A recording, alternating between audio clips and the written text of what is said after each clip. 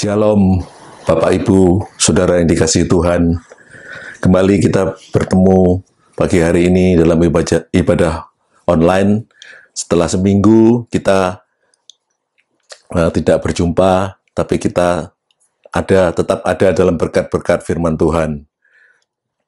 Baiklah, pada hari ini kita akan mulai ibadah kita dan kita akan buka dengan doa. Tuhan, Bapa kami dalam surga, terima kasih Tuhan atas penyertaan-Mu sepanjang hari yang sudah kami lalui. Pagi hari ini kami rindu untuk bersekutu bersama dengan Engkau. Kami rindu mendengarkan firman-Mu, dan biarlah Kau yang siapkan hati kami semua, urapi hati kami, juga hamba-Mu yang akan menyampaikan firman Tuhan pada pagi hari ini, supaya kami semua boleh ada dalam persekutuan bersama dengan Engkau, dan firman-Mu yang akan ditaburkan ini boleh menjadi berkat dan kekuatan bagi kami semua dalam menghadapi setiap tantangan hidup. Ampuni dosa kesalahan kami, biar sucikan, kuduskan kami, biar kami juga boleh layak dalam kebenaran-kebenaran firman Tuhan. Amin.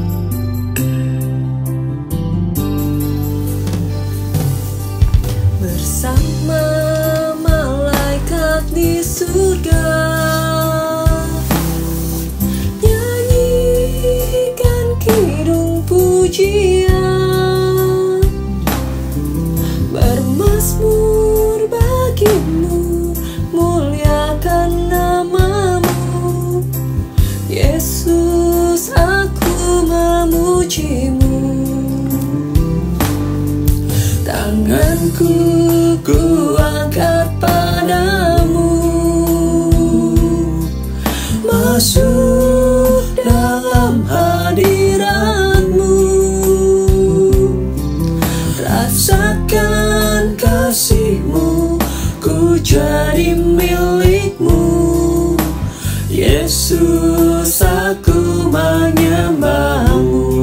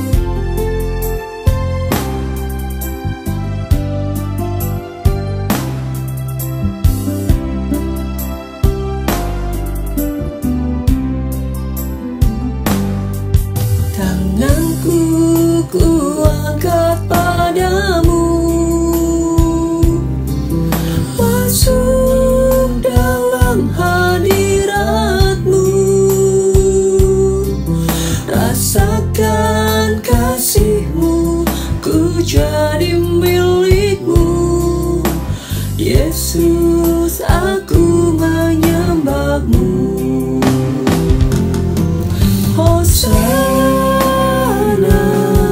Hosana, aku memuji-Mu. Haleluya, haleluya, aku menyembah-Mu.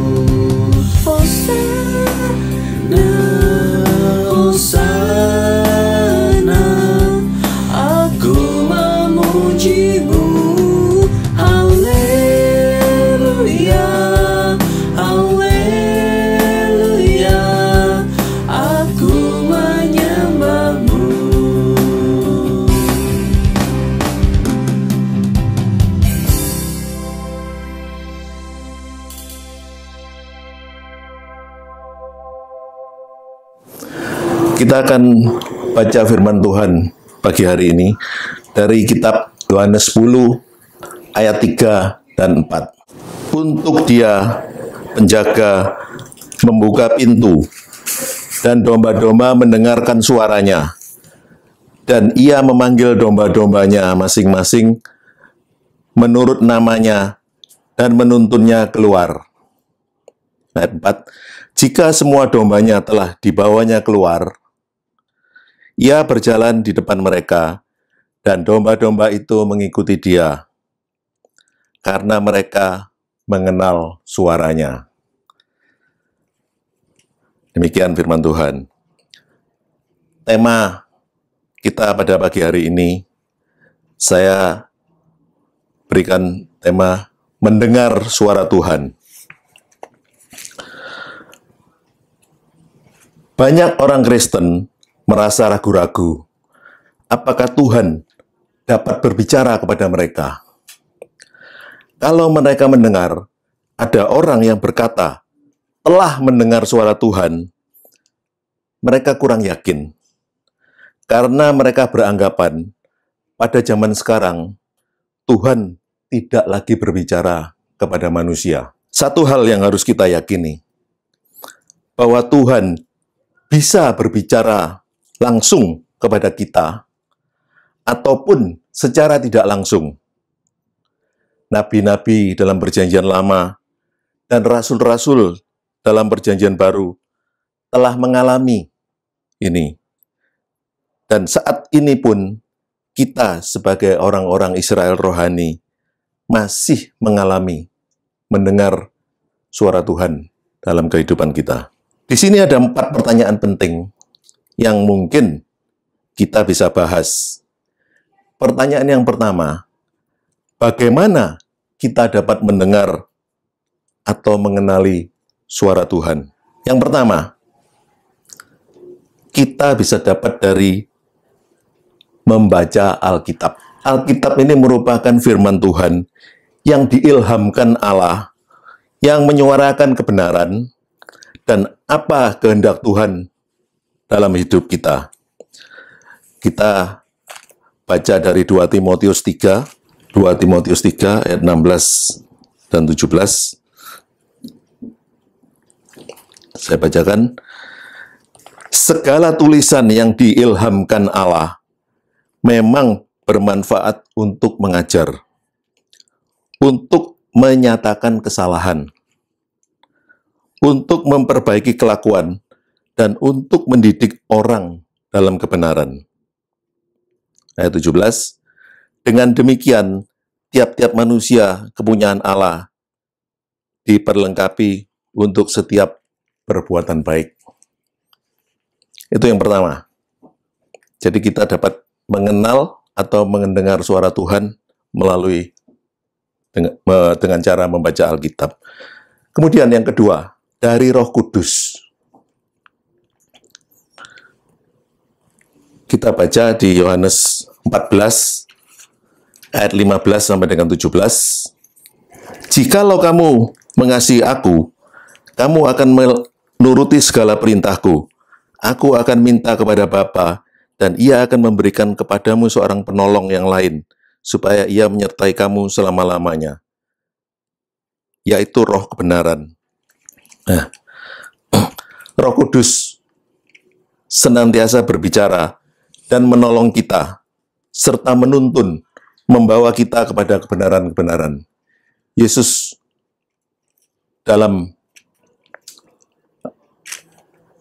setelah kebangkitan Dia dari kayu salib, selama 40 hari, Dia mengunjungi murid-muridnya, rasul-rasul, dan Dia menjanjikan akan memberikan penghibur dalam kehidupan kita semua, dan juga yang merupakan penolong, yaitu Roh Kudus.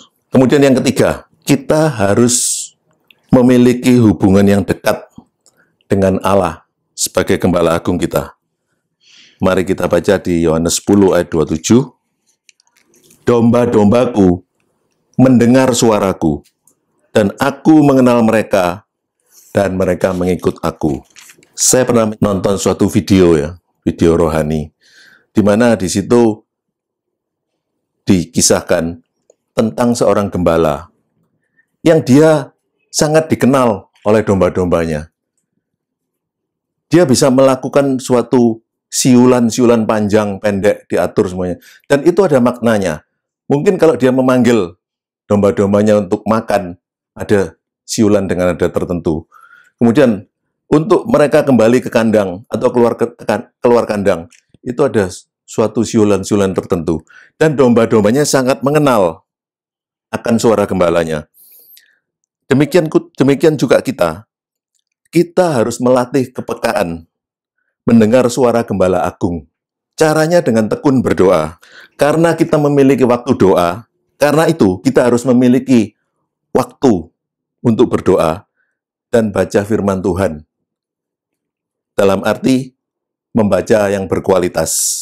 Sebetulnya Tuhan itu dapat berkomunikasi atau berbicara dengan kita. Sejak kecil kita diajari berdoa. Karena doa adalah salah satu cara berkomunikasi dengan Tuhan. Tetapi yang terjadi saat kita berdoa, itu kita sering terus-menerus berbicara satu arah kepada Tuhan. Jadi kita berbicara semau kita, sekehendak kita, apa yang kita mau minta kepada Tuhan. Akhirnya kita menjadi kurang mengerti apa sebetulnya yang Tuhan ingin sampaikan sesuatu kepada kita. Seharusnya ada waktu-waktu mungkin jeda atau waktu merenungkan firman Tuhan dalam kita berdoa itu. Sehingga ada komunikasi dua arah. Jangan kita memaksakan hanya dari kita terus yang berdoa. Itu mungkin yang bisa kita ingat dalam berdoa atau mendengar suara Tuhan dalam kehidupan kita. Pertanyaan yang kedua, dengan media atau sarana apakah kita dapat mendengar suara Tuhan? Yang pertama, kembali saya katakan, melalui firman Tuhan. Kalau tadi pertanyaannya, bagaimana kita mendengar suara Tuhan? Yaitu dengan membaca Alkitab. Sekarang media atau sarana di mana kita dapat mendengar suara Tuhan, itu yang pertama adalah melalui firman Tuhan atau membaca Alkitab. Firman Tuhan itu hidup. Ketika kita membaca, kita haruslah membaca dengan cara yang tepat. Artinya, jangan baca sepotong-sepotong, tapi harus dalam konteks yang tepat dan benar. Tidak perlu terburu-buru menghabiskan suatu bacaan. Coba baca satu perikop, kemudian renungkan, gali pengertian yang dalam, maka yang terjadi, kita akan menguduskan pemikiran dan hati kita, sehingga makin serupa dengan kehendak Tuhan. Itu ada di Roma 12 ayat 2. Karena kita diciptakan serupa dan segambar dengan Dia. Itu ada di Kejadian 1 ayat 26. Sehingga apabila ada masa-masa sulit dalam diri kita, Dia mengingatkan kita dengan cara memunculkan ayat-ayat tertentu dalam pikiran dan hati kita. Mungkin pada waktu itu kita membaca firman Tuhan, ada suatu hal yang kita tidak mengerti. Tapi kalau kita baca dan resapi dengan benar, maka suatu saat kita menghadapi suatu masalah, kita ingat akan firman Tuhan itu dan bisa muncul seketika. Yang kedua, melalui kesadaran. Ada banyak peristiwa yang kita alami dalam kehidupan kita sehari-hari. Mungkin peristiwa itu merupakan suatu peristiwa yang rutin kita alami, ataupun suatu peristiwa yang khusus terjadi pada hari itu, spesial. Peristiwa yang spesial, sehingga sangat berkesan bagi kita. Biasanya hal-hal yang berkesan gini, kita akan selalu ingat. Sebagai contoh, mungkin suatu saat kita merasa tersentil atau disindir oleh perkataan seseorang. Padahal orang itu belum tentu menunjukkan ke kita. Dia mengatakan suatu kebenaran secara umum. Tapi kita menganggap perkataan itu ditujukan kepada kita. Jadi, bisa saja Tuhan itu mau mengatakan sesuatu melalui peristiwa itu. Memang tidak mudah untuk memahami. Tapi, untuk bisa menyadari, kita bisa bertanya kepada Tuhan, apakah yang Engkau ingin katakan melalui peristiwa ini? Kemudian yang ketiga, melalui keindahan dari ciptaan Tuhan. Tuhan adalah pencipta segala sesuatu di dunia ini. Dia pencipta yang luar biasa. Dia bisa berbicara melalui alam semesta. Allah adalah kasih. Sehingga semua ciptaannya mencerminkan kasih-Nya kepada kita dan melengkapi kehidupan kita di dunia. Yang keempat, melalui suatu keheningan atau kesunyian. Dunia yang semakin sibuk membuat kita sulit menemukan keheningan. Padahal Tuhan sering berbicara atau mengatakan sesuatu melalui keheningan itu. Mungkin beberapa saat yang lalu, di mana awal-awal merebaknya COVID-19, kita kena PSBB atau lockdown lah, apa istilahnya itu. Kita banyak waktu di rumah. Kita banyak bisa melakukan keheningan. Tapi pada saat sekarang, di mana sudah mulai dibuka lagi kelonggaran-kelonggaran dari PSBB, kita kembali ke rutinitas lama. Sulit menemukan keheningan dalam kehidupan kita. Tapi kita bisa mengambil waktu hening itu beberapa menit setiap pagi saat bangun tidur ataupun malam sebelum tidur. Jadi pada saat itu kita matikan semua alat komunikasi kita, TV, HP, musik, dan kita tidak berbicara dengan orang lain, tapi hanya berusaha berbicara atau berdialog dengan Tuhan. Dalam Matius 6 ayat 6, itu Yesus mengajarkan kepada kita untuk berdoa di tempat yang tersembunyi. Kemudian di Matius 4 ayat 23, Yesus berdoa seorang diri di atas bukit. Kemudian di Matius 26 ayat 36, Yesus berdoa sendirian dalam keheningan di Taman Getsemani. Nah, itu merupakan satu contoh-contoh bahwa Yesus untuk bisa berkomunikasi secara khusyuk dengan Bapanya di surga, dia memerlukan suatu keheningan atau kesunyian. Saudara-saudara kita, kaum muslim, juga mereka melakukan sholat tahajud di tengah malam. Itu juga suatu contoh mereka membutuhkan keheningan, kesunyian untuk bisa berkomunikasi dengan Sang Pencipta. Kemudian yang berikutnya, atau yang kelima ya, melalui orang lain di sekitar kita.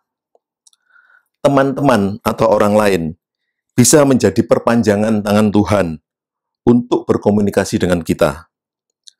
Melalui teguran, sapaan, keberadaan mereka, kita bisa mendengar Tuhan berbicara. Karena itu, kita jangan berkecimpung dalam lingkungan atau komunitas yang tidak membangun rohani atau yang negatif konotasinya ya. Di Amsal 27 ayat 17 dikatakan besi menajamkan besi. Orang menajamkan sesamanya.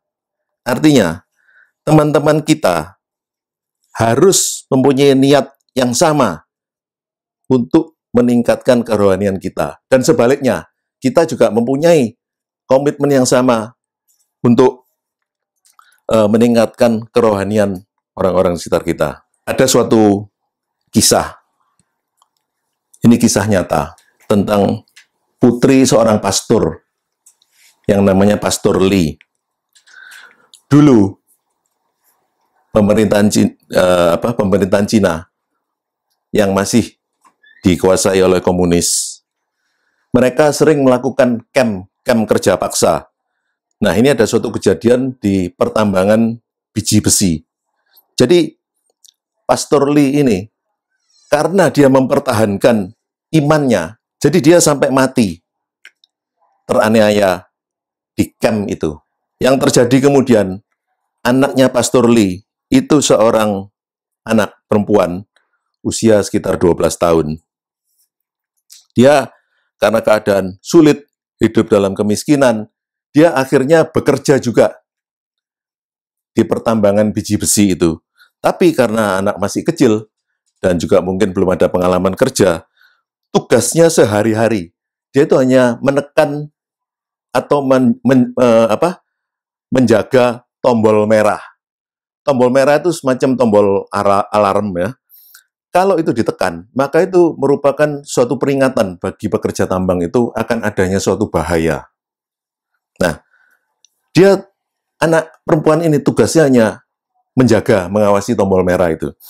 Tapi, anak ini dikarunia Tuhan, dia memiliki suatu kepekaan untuk mendengar suara Tuhan. Suatu saat, dia mendengar Tuhan itu berbicara kepada dia. Tekan tombol itu. Tapi dia masih kurang yakin. Sampai diulangi lagi, tekan tombol itu. Dan akhirnya, setelah 3 kali dia mendengar suara itu, dia tekan tombol merah itu kuat-kuat, sehingga alarm berbunyi, dan itu merupakan suatu pertanda adanya suatu gempa, atau gempa yang mengakibatkan kelongsoran dari tempat pertambangan biji besi itu.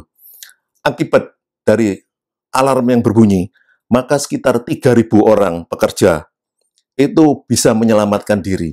Dan mereka bisa terselamatkan dari bencana gempa bumi yang menguruk daerah pertambangan itu. Sehingga akibat dari itu, kepala camp dan 3.000 orang yang mengalami penyelamatan itu, mereka bertobat, berlutut, dan percaya kepada Yesus. Dan memohon ampun atas apa yang mereka perbuat selama ini, juga terutama terhadap ayahnya, anak perempuan itu, Pastor Lee. Nah, di sini, ini semata-mata karena anak gadis yang 12 tahun tadi mau menyendengkan telinganya untuk mendengar suara Tuhan. Itu kita kalau mau baca di Yesaya 55 ayat 3, ada, saya tidak akan membacakan lagi satu persatu, tapi mungkin Bapak Ibu Saudara juga sudah sering dengar atau bisa lihat nantinya di Yesaya 55 ayat 3. Maka itu, jangan keraskan hati kita untuk seringkali mengabaikan suara Tuhan. Jadi suara Tuhan itu masih relevan dalam kehidupan saat ini, bukan hanya dalam perjanjian lama maupun perjanjian baru dalam kisah Rasul-Rasul. Kemudian, pertanyaan yang keempat. Bagaimana membedakan suara Tuhan dengan suara hati? Ini yang sering kita tuh sulit membedakan. Memang batasnya tipis sekali antara suara Tuhan dengan suara hati. Bahkan dengan suara iblis sekalipun. Karena iblis bukan hanya mengajak kita untuk pekerjaan-pekerjaan yang mendatangkan celaka. Sering iblis menggoda kita, memberikan masukan-masukan suatu pekerjaan yang menyenangkan, seolah-olah itu angin surgawi. Tapi akibatnya setelah itu membuat celaka kita. Di 1 Tesalonika 5 ayat 21, itu dikatakan, ujilah dan peganglah yang baik. Kemudian, di Efesus 5 ayat 10, dikatakan lagi, ujilah dan berkenan kepada Tuhan. Nah, kita dalam membedakan suara Tuhan dan suara hati, itu memang kita harus menguji terlebih dahulu. Kalau sekiranya itu menunjukkan hal-hal yang baik, jelas itu merupakan suara Tuhan. Suara hati pun, kalau hati kita dipenuhi dengan Roh Kudus, maka itu pun juga akan menunjukkan segala hal yang baik. Bila perlu, kalau kita masih sulit ambil keputusan, kita boleh bertanya kepada pembimbing rohani kita, atau kepada teman-teman sepelayanan kita, teman-teman seiman kita. Baru kita ambil keputusan. Wah, iya benar, ini ternyata dari beberapa hamba Tuhan yang kita dengar, kesimpulannya kok sama. Saya boleh lakukan hal ini. Itu baru kita bisa ambil keputusan bahwa ini benar suara Tuhan.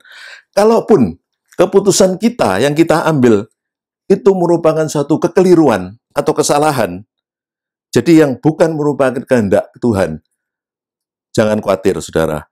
Kita ingat di Roma 8 ayat 28 bahwa Tuhan turut bekerja dalam segala hal yang mendatangkan kebaikan bagi kita atau bagi orang yang mengasihi Dia. Jadi tetap jangan merasa kecewa, putus asa, tapi ingatlah di Roma 8 ayat 28. Kemudian yang terakhir ini, pertanyaan keempat, apa arti atau makna penting mendengar suara Tuhan? Kita buka di Yesaya 55 ayat 3. Yesaya 55 ayat 3a. Nah, ini tadi juga sekalian yang tadi saya katakan ilustrasi tentang anak gadisnya Pastor Lee. Itu Yesaya 55 ayat 3a. Sendengkanlah telingamu dan datanglah kepadaku. Dengarkanlah, maka kamu akan hidup. Mendengar suara Tuhan ternyata bisa menyangkut soal hidup atau mati. Jadi ini bukan merupakan hal yang sepele. Hidup yang dimaksudkan dalam Yesaya 55 ayat 3 ini bisa berarti hidup dalam arti jasmani ataupun hidup dalam arti rohani. Kalau kita ingat kisah Raja Ahab ya, itu ada di 1 Raja-Raja 22 ayat 1 sampai 37. Nanti baca sendiri di rumah, karena ini kalau semua dibacakan waktunya juga tidak akan cukup. Di mana Raja Ahab mengajak Raja Yosafat untuk melawan Raja Aram. Nah, Yosafat karena merupakan raja yang takut dan taat akan Tuhan, dia meminta lebih dulu petunjuk dari Mika, nabi yang dipakai oleh Tuhan ya, pada saat pemerintahan Raja Yosafat itu. Nah, Nabi Mika mengatakan bahwa Raja Ahab dilarang untuk maju bertempur. Tetapi Raja Ahab ini mengeraskan hati dan dia tidak mau mendengar suara Nabi. Akibatnya dia bisa mati secara secara sepele maksud saya. Jadi ada orang menembakkan panahnya sebetulnya secara asal-asalan, tapi panah itu mengenai dia dan membuat dia mati.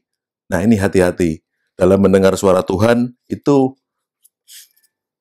bisa berkaitan dengan soal hidup atau mati. Kemudian yang kedua, arti atau makna penting mendengar suara Tuhan, itu kita baca di 1 Samuel 23 ayat 1 sampai dengan 5. 1 Samuel 23 ayat 1 sampai dengan 5.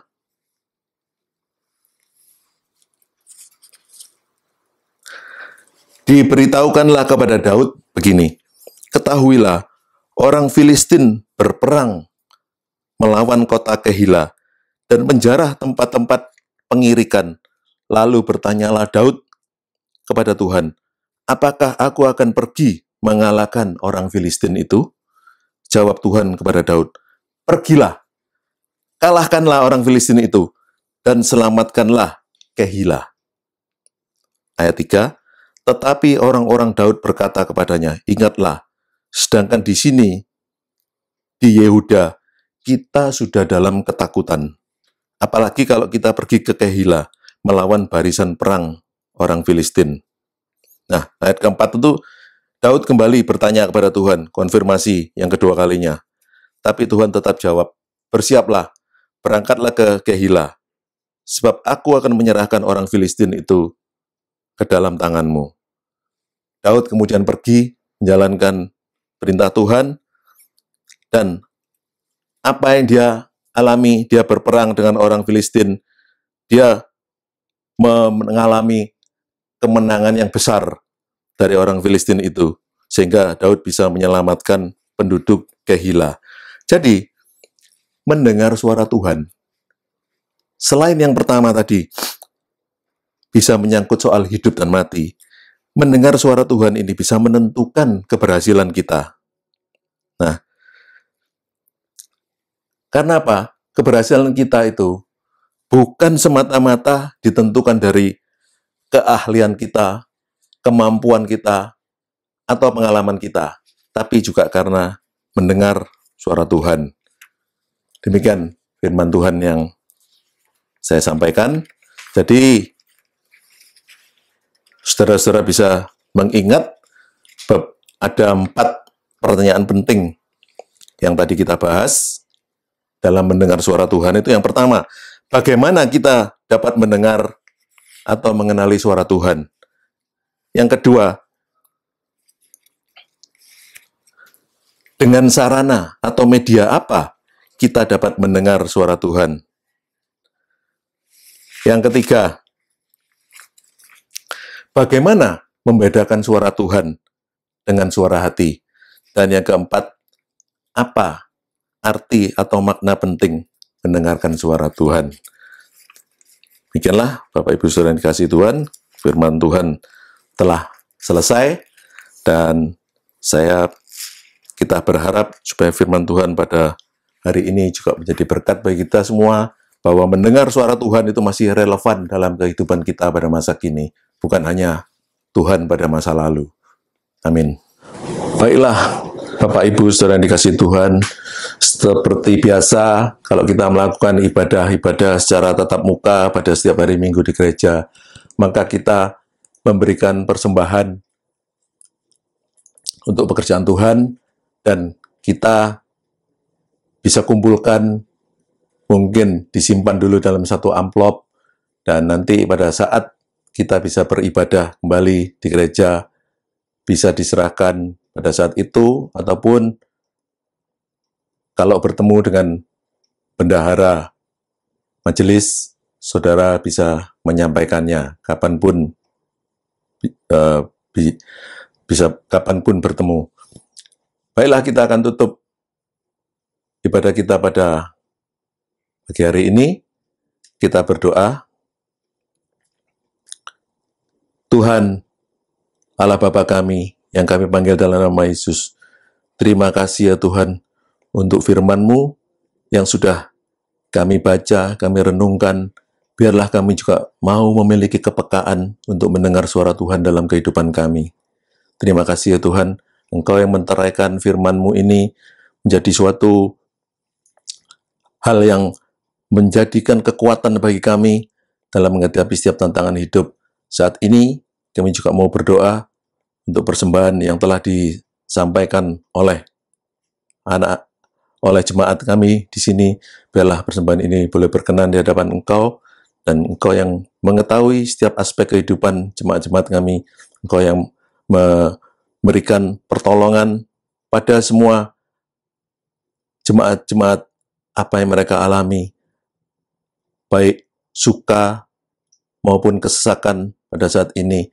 Mereka yang terhimpit dalam masalah pekerjaan, ekonomi, dan keuangan, Tuhan yang tolong bukakan jalan, Kau yang pulihkan. Mereka juga yang mengalami masalah dengan kesehatan mereka, ada sakit penyakit dalam kehidupan mereka, biarlah Tuhan yang memberikan pengharapan, bahkan kesembuhan dan kelegaan kepada mereka. Dan mereka yang mengalami masalah-masalah, baik masalah rumah tangga, masalah dengan teman, dengan orang-orang di sekitar mereka. Tuhan yang tolong berikan mereka kesabaran dan ketabahan dan kekuatan dalam menghadapi semua ini, sehingga mereka boleh menemukan jalan keluar. Terima kasih ya Tuhan. Kami tetap berdoa untuk Bapak Gembala Sidang kami, Bapak Pendeta Daniel Sukendra, supaya Engkau tetap yang menguatkan dia, memberikan suatu penghiburan, karena merasakan suatu kehilangan besar, di mana berpulangnya Ibu Gembala kami. Tapi kami yakin dan percaya kekuatan yang dari Engkau akan memulihkan dan akan memberkati Bapak Gembala kami ini, sehingga bersama-sama dengan para majelis pimpinan komisi gereja kami, boleh bersama-sama melangkah maju ke depan, menyusun suatu program-program ke depan yang bertujuan untuk meningkatkan iman dan kerohanian kami, jemaat-jemaatnya. Terima kasih ya Tuhan. Baiklah, saudara-saudara yang dikasihi Tuhan, kita akan akhiri ibadah kita pada hari ini. Biarlah kiranya berkat dan anugerah dari Allah Bapa, kasih dan pengampunan dari Yesus Kristus, serta penghiburan dan persekutuan dari Roh Kudus boleh menyertai kita sekarang dan selama-lamanya. Amin. Ibadah telah selesai. Sampai berjumpa kembali pada minggu yang akan datang, dan saudara sekalian diberkati oleh Tuhan. Amin.